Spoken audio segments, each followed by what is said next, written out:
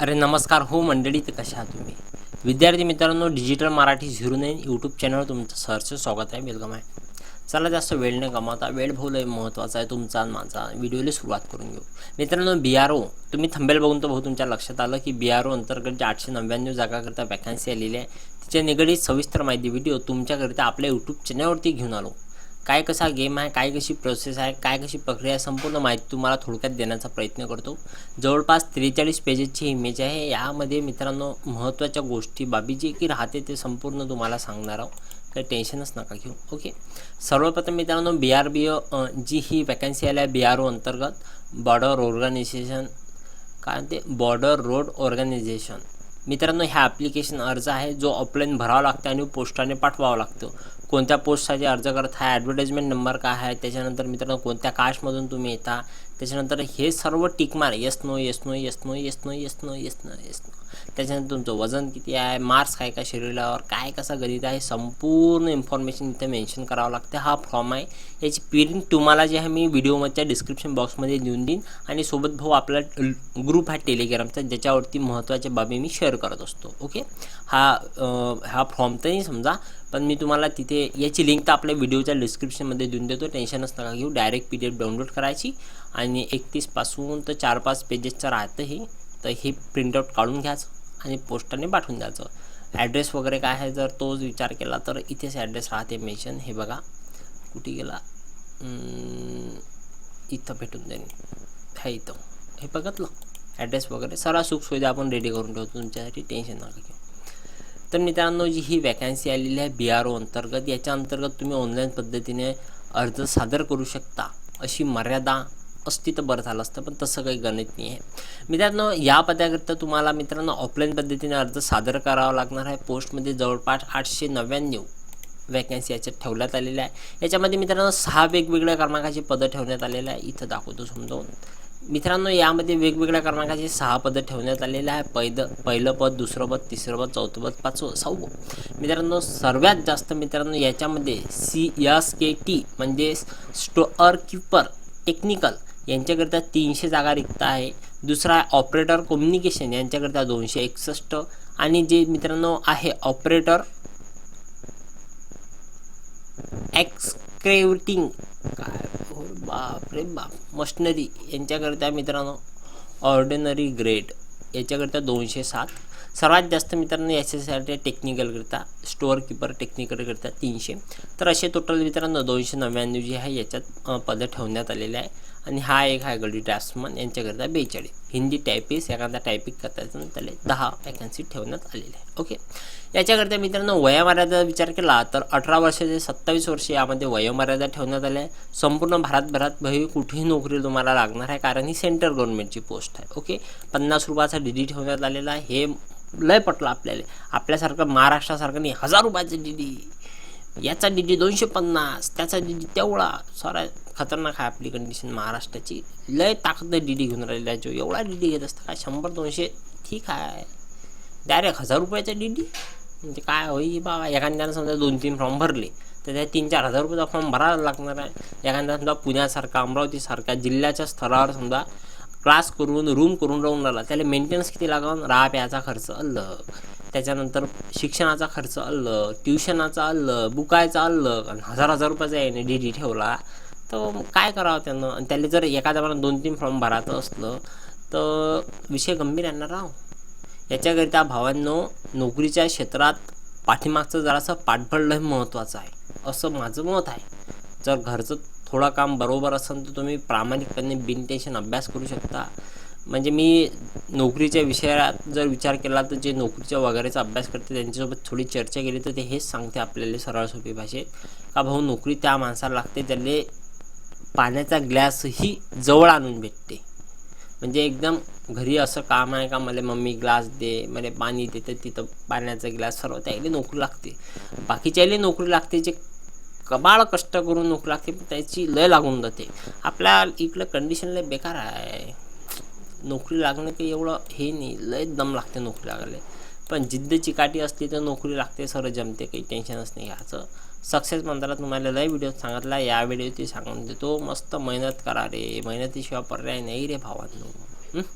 जे की आहे ते महिन्यातच आहे, त्याच्या बळाला काही नाही मित्रांनो. ही जी वॅकन्सी आहे, महत्त्वाच्या बाबी मी तुम्हाला सांगितल्या. सर्वात महत्त्वाचं म्हणजे कोणत्या कास्टमध्ये किती वॅकन्सी आहे. भाऊ तुम्ही OPG, SC, त्याच्यानंतर ST कोणत्या कास्टमध्ये येत असाल तर कोणत्या कास्टमध्ये कोणत्या पोस्टनुरूप किती वॅकन्सी रिक्त आहे हे इथं तुम्ही बघू शकता. हे महत्त्वाची बाबी आहे बरं भावांनो. इथं तुम्ही पहा, इथं तुम्ही बघू शकता. हे बघा, या पदाकरता मित्रांनो कोणत्या कास्टमध्ये किती वॅकन्सी आहे. त्याच्यानंतर जर आपण हा इलेक्ट्रिशियन केला, इलेक्ट्रिशियनमध्ये 38 जागा ओपनसाठी आहे, SC साठी 10 आहे, ST साठी 9 आहे, 19 OBC साठी आहे, EWS करिता मित्रांनो 3 अशी 79 वॅकन्सी आहे. इथे दिसतेच तुम्हाला. ओके मित्रांनो, सर्व महत्त्वपूर्ण बाबी याच्यात मेन्शन केलेल्या आहे. हे PDF तुम्हाला बघून देऊन देईन मी, याची टेन्शन नका घेऊ. याच्यानंतर मित्रांनो ही PDF तुम्ही थोडंफार वाचून घ्या. ज्या महत्त्वाच्या बाबी आहे मित्रांनो त्या समजून घ्या. सर्वात महत्त्वाचं तर भाऊ याच्यासाठी ऑफलाईन पद्धतीने अर्ज सादर करावा लागणार आहे. वयोमर्यादा इथं मेन्शन केलेला आहे, एज लिमिट हे इथं सर्व गोष्टी आहे. कास्टनुरूप, त्याच्यानंतर अपंगाचं काय कसं गणित आहे सर्व इथं आहे. 50 रुपयाचा DD आहे हे तुम्हाला आधीच सांगितलं. ओके, तर मित्रांनो कोणत्या पोस्टसाठी काय शैक्षणिक पात्रता आहे हे इथं तुम्ही बघू शकता. जर तुम्ही एखादा एले करता त्याला ITI मागून राहिले, जे की गणित आहे ते संपूर्ण इथेच आहे, काही टेन्शन नका घेऊ. थोडंफार नोकरी करताना किंवा अभ्यास करताना तुम्हाला थोडंफार भाऊ महत्त्वाच्या गोष्टींवर विशेष लक्ष द्यावं लागते. प्रत्येक गोष्ट कोणीच तुम्हाला समजून सांगणार नाही आहे. काही गोष्टी तुम्हाला स्वतःही शिकावं लागतं, लर्न करावं लागतं भावांनो. सर्वात महत्त्वाच्या बाबी हाच आहे मित्रांनो. नोकरीच्या क्षेत्रात प्रत्येक गोष्ट तुम्हाला नाही समजायला लागेल. जर सरळ सोपी भाषेत बेसिकली मी माझ्या नॉलेजनं जर सांगायचं असलं तर तुम्ही कोणत्याही पोस्टसाठी अर्ज करत असाल, तुम्ही एक पहिले निश्चय करून घ्या. तुम्हाला MPSC करायची, UPSC करायची, ग्रुप C करायची, PSI पाहिजे, STI पाहिजे, क्लर्क पाहिजे, नायब तहसीलदार पाहिजे, BDO पाहिजे, राज्यसेवा द्यायची आहे. याच्या अनुरूप मित्रांनो जेव्हा पोलीस कॉन्स्टेबल बनायचं आहे, STI बनायचं आहे, CGL मध्ये जायचं आहे, इन्कम टॅक्स इन्स्पेक्टर बनायचं आहे, GST इन्स्पेक्टर बनायचं आहे, त्याच्यानंतर MA इन ASO बनायचं आहे, AO बनायचं आहे, असिस्टंट ऑडिट ऑफिसर बनायचं आहे, किंवा IFO बनायचं आहे, IPS बनायचं आहे. आपल्याला IPS फक्त ह्याच माहीत आहे पोलीसवाला, पण एक IPS असते इंडियन पोस्टल सर्व्हिसमध्ये. भरपूर IRS असते, भरपूर वेगवेगळे पद आहे, भरपूर मित्रांनो धमाकेदार मित्रांनो वॅकन्सी निघत असते. सर्वात महत्त्वाचं म्हणजे हे आहे, हे जर नोकरीच्या विचारात जर तुम्ही असाल तर ते म्हणजे हे का तुम्हाला कोणती पोस्ट पाहिजे ते आधी तुम्ही विचार करून घ्या, निर्णय करून घ्या. जर तुम्हाला फॉर एक्झाम्पल पोलीस कॉन्स्टेबलच बनायचं आहे किंवा PSIच बनायचं आहे, त्याच्या अनुरूप जे आहे मित्रांनो तुम्हाला सिलेबस करावा लागणार आहे. ओके, जर तुम्ही विचार केला की मला RRB मध्ये जायचं आहे, NTPC पाहिजे, ELP करायचा आहे, असिस्टंट लोको पायलटची नोकरी पाहिजे, जेही तुम्हाला करायचं आधी निर्णय घ्या आणि मग त्याच्या अनुरूप मित्रांनो तुम्ही अभ्यास करा. कसं होतं ना भाऊ, जवळपास ज्याला 8-8, 10-10 वर्ष होत आहेत ते मित्रांनो खिचडी करताय. NTPCचा थोडासा अभ्यास, RRBचा थोडासा अभ्यास, पोलीस भरतीचा थोडा, अशा मित्रांनो तुम्ही कशातच परिपूर्ण होत नाही. एक निश्चय करा, जर तुम्हाला PSIच पाहिजे असतं, पोलीस सब इन्स्पेक्टर, फक्त त्याचाच अभ्यास करा, त्याचा सिलेबस घ्या, त्याचाच अभ्यास करा, बस विषय संपला. जर तुम्ही PSIचा ॲड आली, तिचा जोरान अभ्यास करून राहिला, उद्या जर मित्रांनो तुमची ELPची पडली किंवा CGLची पडली, मग त्याचा अभ्यास तुम्ही करून राहिले असं नका करू मित्रांनो. जे भरती तुम्हाला पाहिजे, जे पोस्ट तुम्हाला पाहिजे, फक्त त्याचाच अभ्यास करा. त्याच्या निगडीत काहीही फॉर्म भरो, काही असो, काही घेणं नाही आपल्याला. भाऊ मला PSI पाहिजे, मी PSIची स्टडी करतो, मी PSIचाच अभ्यास करतो, PSIची ॲड आली तर त्याच्यात एक पोस्ट मी बुक करून घेतो. समजा 291 वॅकन्सी आहे तर लोकांना सांगायचं 290 आहे, ते म्हणते नाही 91 आहे, त्याला म्हणायचं एक माई होय म्हणून ते सोडून द्या, 290 आहे राहू. एवढा स्वतःवर जर तुमचा कॉन्फिडन्स असेल ना भाऊ, जरा विषय जमते, तुम्हाला नोकरी लागते म्हणजे लागते, टेन्शनच नका घेऊ. तुम्ही मेहनत करा, फक्त मेहनत सही डायरेक्शनमध्ये असणं लय महत्त्वाचं आहे. जर तुम्ही भावांना पोलीस कॉन्स्टेबलचा अभ्यास करत असाल आणि इंग्रजीचं ग्रामर जर तुम्ही वाचत असाल तर तुमचा सत्यानाश आहे. सरळ सोपी भाषेत सांगतो, जर तुम्ही पोलीस कॉन्स्टेबल नोकरीचा जर विचार करत असाल की तुम्हाला कॉन्स्टेबल बनायचं आहे, म्हणजे जनरल नॉलेज आहे, त्याला मराठी व्याकरण आहे, रिझनिंग आहे, ह्या सर्व जे गोष्टी आहे मित्रांनो हाच तुम्ही करा, बाकी याच्या व्यतिरिक्त काहीही करू नका.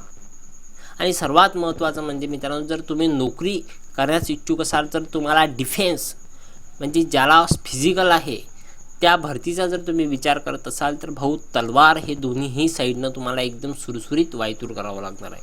काय कसं मित्रांनो, जर तुम्ही पोलीस भरतीचा किंवा इंडियन आर्मीचा किंवा इंडियन नेव्हीचा, एअरफोर्सचा, नेव्हीचा कोणत्याही भरतीचा जर अभ्यास करत असाल, ज्याला फिजिकल क्रायटेरिया आहे भाऊ, तुम्हाला अभ्यासाची ही बाजू तेवढीच तेवढीच मजबूत ठेवायची आहे, जोरदार ठेवायची आहे जेवढी फिजिकलची आहे. काही मुलं जर फक्त फिजिकलवर 99% देत असाल तर अभ्यासात ढ पडत असाल तर काय आहे कामाचं भाऊ. म्हणून तुम्हाला अभ्यासही तेवढाच महत्त्वाचा आहे आणि सर्वात महत्त्वाचं मित्रांनो तुम्हाला अभ्यासासोबत फिजिकली आहे. ज्याला जर फिजिकली असाल, जर तुम्ही मित्रांनो राज्यसेवाची तयारी करत असाल, जर समजा तुम्ही राज्यसेवाची तयारी करत असाल तर तुम्हाला 2 वर्षांनी एक नोकरी लागणार आहे, पण हे पोलीस कॉन्स्टेबल झाले हेच आपल्याला सोलूनच ठोकणार आहे ना भाऊ. टेन्शन नाही घ्यायचं भाऊ. जीवनात सर्व गोष्टी महत्त्वाच्या आहे, सर्व गोष्टी वेळेनुरूप होत राहतात. तुमच्या जीवनात काही गोष्टी वाईट होणार, काही गोष्टी लय चांगल्याही होणार. वाईट झालं तरीही शांत राहा, चांगलं झालं तरीही शांत राहा. कारण तथागत गौतम बुद्ध म्हणतात की वाईट वेळेत लोक आपली मदत करतात, जर चांगल्या वेळेत तुम्ही त्यांची मदत करा. समजले का भावांनो. जर तुमचा टाईम चांगला असेल तर लोकांची मदत करा, कारण तुमचा टाईम बेकार राहील त्यावेळेस लोक तुमची मदत करतील. असंच नाही तर नेचरही तसंच काम करतं, जे पेरसाल ते मिळतं. म्हणून तुमच्यावर आहे की तुम्ही काय पेरणार आहे का नाही भावांनो.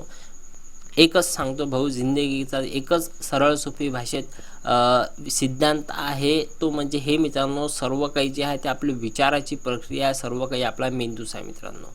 मी जवळपास भरपूर व्हिडिओ, भरपूर बुक बघितले. आता कांगणे सर एक व्हिडिओचं फार प्रमोशन करत होते, अस्त पारंभ की असं काहीतरी, विशाल की असं समथिंग त्या लेखकचं नाव आहे. गजब पुस्तक आहे भाऊ, मी वाचलं ते पुस्तक, लय झकास आहे. त्या पुस्तकात मित्रांनो सरळ सोपी सांगितले आहे, जर तुमचं व्यवसायात नुकसान झालं असेल, तुमचा ब्रेकअप झाला असेल तर तुम्ही कशा प्रकारे मित्रांनो त्या परिस्थितीतून बाहेर निघू शकणार आहे ते त्यामध्ये एकदम गजब सांगितलेलं आहे भाऊ. जर तुम्हाला त्या संपूर्ण पुस्तकाचा जर एका लाईनीत मी माझ्या नॉलेजनं जर सिद्धांत सांगायचा म्हटलं तर तो एकच सिद्धांत आहे मित्रांनो. जर तुमची वेळ, तुमचा दिवस वाईट असाल तर तुम्ही त्या वाईट दिवसात, त्या वाईट वेळात तुमच्या जीवनाचं कमी जास्त करू नका, कारण येणारे चांगले दिवस ते तुम्ही मिस करून जासाल भाऊ. लय गजबची लाईन आहे. तुमचे दिवस जर बेकार असते, तुमची परिस्थिती जर वाईट असाल तर तिला मात देऊन मित्रांनो तुम्ही समोर जा, कारण जेही अंत आहे, कारण हाच अंत काही येणारा वेळेचा प्रारंभ आहे. जो अंत झालेला आहे तो नवीन गोष्टीला सुरुवात करणारा अंत आहे मित्रांनो. जीवनात खचून जाऊ नका, नेहमी जिद्द, चिकाटी, क्षमता ठेवा, स्वतःवर विश्वास करा. नेहमी म्हणा जे होणार आहे ते चांगलंच होणार आहे. नेहमी म्हणा मित्रांनो वाईट झालं तरीही काही टेन्शन नाही, कारण येणारे चांगले दिवस हे आपलेच आहे मित्रांनो. ओके, या व्हिडिओला थांबून घेऊ भाऊ. सरळ सोपी भाषेत जर तुम्हाला सांगायचं झालं तर या भरती प्रक्रियेबद्दल मित्रांनो तुम्हाला मी विशेष माहिती दिली, आणि हे जे 2 शब्द जास्तीचे बोललो यामध्ये भरपूरशा अशा गोष्टी असतात ज्या भरपूर लोकांना महत्त्वपूर्ण वाटतात.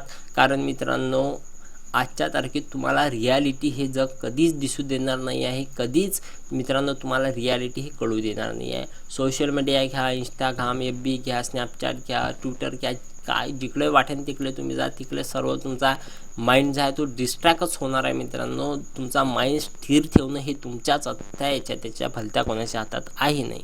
ठीक आहे मित्रांनो, मी व्हिडिओला थांबवून घेणार आहो. आणि जे कांगणे सरांनी जे ते पुस्तकाचं जे म्हटलं आहे ते गजब पुस्तक आहे. माझी ही इच्छा आहे की तुम्ही ते पुस्तक वाचून घ्यावं, कारण पुस्तक गजब आहे. त्या पुस्तकाचे 2 चॅप्टर आहे. एक चॅप्टर शिकवतात की जीवनात यश कसं गाठायचं, आणि दुसरं चॅप्टर शिकवते की यश गाठले तुम्ही टिकवायचं कसं, पाय जमिनीवर ठेवायचे कसे. दोन्हीही पुस्तक मी वाचले, मस्त पुस्तक आहे भाऊ, तुम्हीही वाचू शकता. चला भाऊ, व्हिडिओला थांबून घेऊ. हा व्हिडिओ थोडा जास्तच मोठा होऊन राहिला, पण महत्त्वपूर्ण बाबी मी तुम्हाला सांगितलेल्या आहे, ज्या सहजासहजी बाकी यूट्यूबर तुम्हाला नाही सांगतील. कारण मित्रांनो त्यांचा मोटिव्ह या यूट्यूबच्या क्षेत्रात भरपूर पैसा कमावणं आहे, पण आपला असं मोटिव्ह काही नाही आहे. आपलं महत्त्वाचं बाबी हेच आहे, ज्या महत्त्वाच्या गोष्टी असतात त्या आपल्यासारख्या लोकांपर्यंत पोचल्या पाहिजे. आपल्यापासून त्याईले की धन दौलत इष्ट शौहरत प्रॉपर्टी की मागणे नाही आहे, माझ्यापासून तुम्हाला, तुमच्यापासून मला की मिळणे नाही आहे मित्रांनो. सरळ सोपी भाषेत आपला व्हिडिओचा, आपल्या यूट्यूब चॅनलचा मोटिव्ह हाच आहे मित्रांनो, की जे आपल्यासारखे बंदे असाल त्याची मदत करणं, बाकी त्याच्या पडायला काही नाही. भरपूरसे लोक मला DM करतात. एक ऋतिक घुमके म्हणून एक मुलगा आहे सांगलीचा, त्याचा कॉल आला होता, सर ते कॉम्प्युटर ऑपरेटरचं थोडं करा असं तसं. भरपूर जणांची मित्रांनो मी माझ्या परीने मदत करण्याचा प्रयत्न करतोय. माझ्यापाशी जे नॉलेज आहे, माझ्यापाशी जे महत्त्वाच्या बाबी आहेत ते तुम्हाला सांगण्याचा मी प्रयत्न करतोय. याच्यासाठीच प्रयत्न करतोय मित्रांनो की मी जे नाही झालो आहे, माझ्यासारखे शेकडो मुलं व्हावं, माझ्यासारखे भरपूर जणं जीवनात यश गाठावं. ठीक आहे, चला भाऊ व्हिडिओला थांबून घेऊ. धन्यवाद, तुम्ही हे माझे 2 शब्द ऐकल्याबद्दल. खरं सांगायचं झालं तर हे 2 शब्द अतिशय महत्त्वाचं राहतं मित्रांनो, कारण काहीही गोष्टी तुम्हाला पुस्तकात नाही मिळत, जे अनुभव तुम्हाला शिकून जातं. कारण अनुभव हा असा एक आहे की याच्यासाठी भरपूर महत्त्वाच्या चीज मूल्यवान नाही राहत. ओके मित्रांनो, अनुभवाची किंमत तुम्ही नाही एक्सप्लेन करू शकत, अनुभव कोणीही जीवनात विकत नाही घेऊ शकत.